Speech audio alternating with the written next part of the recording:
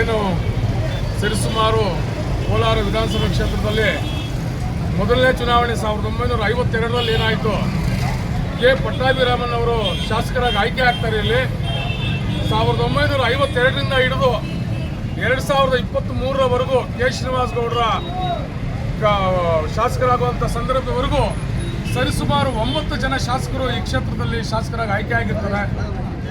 ಅವ್ರು ಯಾರು ಅಭಿವೃದ್ಧಿ ಮಾಡಲಿಕ್ಕೆ ಸಾಧ್ಯವಾಗದಿರ್ತಕ್ಕಂಥ ದೊಡ್ಡ ಮಟ್ಟದ ಮೆಡಿಕಲ್ ಕಾಲೇಜನ್ನು ಇವತ್ತು ಕೋಲಾರ ವಿಧಾನಸಭಾ ಕ್ಷೇತ್ರಕ್ಕೆ ಕೊತ್ತೂರು ಮಂಜೂರವರ ಶಾಸಕರಾಗಿರ್ತಕ್ಕಂಥ ಕೊತ್ತೂರು ಮಂಜೂರವರ ಆಗಿ ಇವತ್ತು ಜಿಲ್ಲಾ ಉಸ್ತುವಾರಿ ಸಚಿವರಾಗಿರ್ತಕ್ಕಂಥ ಭೈರತಿ ಸುರೇಶ್ ಅಣ್ಣವರು ಹಾಗೂ ನಮ್ಮ ಮತ್ತೊಬ್ಬ ಹಿರಿಯರು ನಮ್ಮ ಮಾರ್ಗದರ್ಶಕರಾಗಿರ್ತಕ್ಕಂಥ ನಜೀರ್ ಅಣ್ಣವರು, ಅದೇ ರೀತಿ ಅನಿಲ್ ಕುಮಾರ್ ಮತ್ತೊಬ್ಬ ವಿಧಾನ ಪರಿಷತ್ ಸದಸ್ಯರಾಗಿರ್ತಕ್ಕಂಥ ಅನಿಲ್ ಕುಮಾರ್ ಅವರ ಆದಿಯಾಗಿ ಇವರೆಲ್ಲರೂ ಹೋಗಿ ಮಾನ್ಯ ಮುಖ್ಯಮಂತ್ರಿಗಳ ಹತ್ರ ಕೋಲಾರ ಬಯಲು ಸೀಮೆ ಏನಿಲ್ಲಿ ಬರ ಇರ್ತಕ್ಕಂಥ ನಾಡು ಇದು, ಈ ನಾಡನ್ನು ವಿಶ್ಲೇಷಣೆ ಮಾಡಿ ಅವರು ಮನದಟ್ಟು ಮಾಡಿ ಇಲ್ಲಿಗೆ ಮೆಡಿಕಲ್ ಕಾಲೇಜು ಅಂತ ಬೃಹತ್ ಕಾಯಂ ಯೋಜನೆ ತಗೊಂಡ್ಬರೋದ್ರಲ್ಲಿ ಯಶಸ್ವಿಯಾಗಿದ್ದಾರೆ. ಇವರಿಗೆಲ್ಲ ನಾವು ಕೋಲಾರ ವಿಧಾನಸಭಾ ಕ್ಷೇತ್ರದ ಮತದಾರರ ಪರವಾಗಿ ಹಾಗೂ ಇಲ್ಲಿರ್ತಕ್ಕಂಥ ನಾವೆಲ್ಲ ನಾಯಕರು ಅವರಿಗೆ ನಾವು ಕೃತಜ್ಞತೆಯನ್ನು ಅರ್ಪಿಸೋದಕ್ಕೆ ನಾವು ಇಷ್ಟಪಡ್ತಾ ಇದ್ದೀವಿ ಬಂಧುಗಳೇ.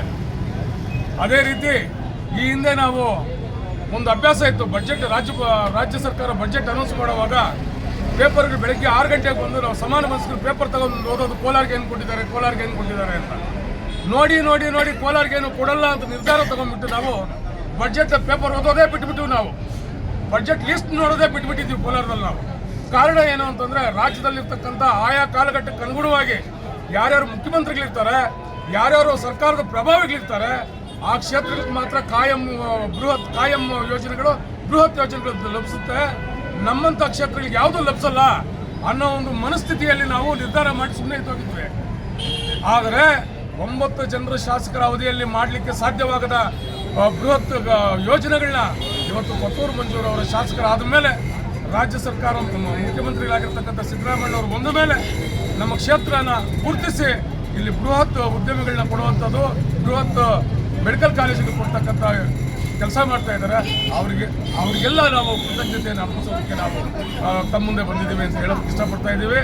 ಇವತ್ತು ಕೋಲಾರದಲ್ಲಿ ಪ್ರತಿಯೊಬ್ಬರು ಈ ಸಂಭ್ರಮಾಚರಣೆಯಲ್ಲಿ ಪಾಲ್ಗೊಂಡು ಇವತ್ತು ಕೋಲಾರದಲ್ಲಿ ಒಂದು ಹೊಸ ಇತಿಹಾಸ ಸೃಷ್ಟಿ ಮಾಡೋ ರೀತಿಯಲ್ಲಿ ಮನೆಗೂ ಸಂಭ್ರಮಾಚರಣೆ ಮಾಡ್ತಾ ಇದ್ದಾರೆ. ಈ ಸಂಭ್ರಮಾಚರಣೆಯ ಮುಖಾಂತರ ನಾನು ಮಾಧ್ಯಮದ ಮೂಲಕ ರಾಜ್ಯ ಜನತೆಗೆ ಹೇಳ್ತಾ ಇದ್ದೀನಿ, ಇಂಥ ರಾಜ್ಯ ನಾಯಕರನ್ನ ನಾವು ಉಳಿಸ್ಕೊಂಡ್ರೆ ಮುಂದಿನ ದಿನದಲ್ಲಿ ನಮ್ಮ ಪ್ರದೇಶ ಅಭಿವೃದ್ಧಿ ಆಗುತ್ತೆ.